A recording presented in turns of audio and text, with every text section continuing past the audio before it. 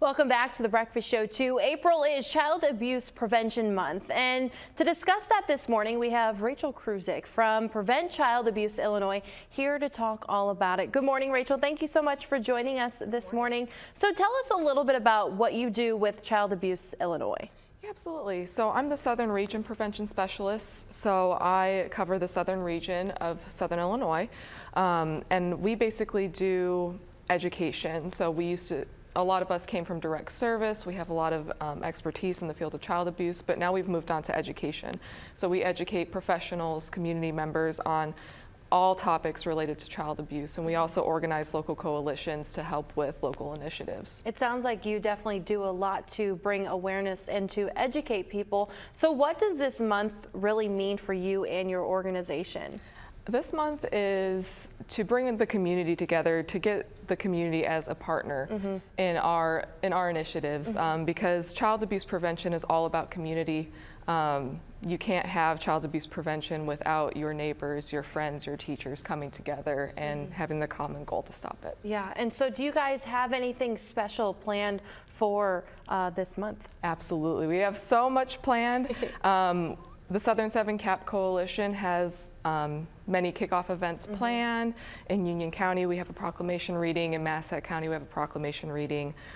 We have Wear Blue Days. We have holding hands around the courthouse in Saline County. So much going on. Yeah, and so then how can the community really get involved with this? Yes, if you would like to reach out to me at PCA Illinois, I'm sure we can get my information. And if you look at Prevent Child Abuse Illinois' website, if you go to their calendar, you can see all of the events posted right there for you. And what would you say is just the most important reason that this child abuse awareness and prevention needs to be discussed? Why does it need to be discussed? Absolutely. Because it is a prevalent problem, it's so much more far-reaching than folks realize. And the only way that we're going to prevent it, like I said, is through community initiatives. We know that a child is able to grow up and live a happy and healthy life if they at least have one supportive adult in their life. It doesn't have to be their parent, it could be their neighbor, their coach. But that just shows that we have that call to action in order to help them through. And do you have any tips for people who may suspect something is going on, or they just want to be there for a child in their life? Do you have any tips or helpful advice? Yeah, that's a great question. It's helpful to, depending on the capacity, if you suspect that there's child abuse, you can call that DCFS hotline. It is confidential. There won't be penalties for any good faith reports. And then also just getting your community involved if you can. If you suspect something and if it's not safe to have a conversation with that child, make sure you let someone know so that you can get their resources. And if someone were to suspect something going on with a child, what is the first thing that we should do as people? Is it contact DCFS? Is it contact police? Is it to tell their parent? What should we do?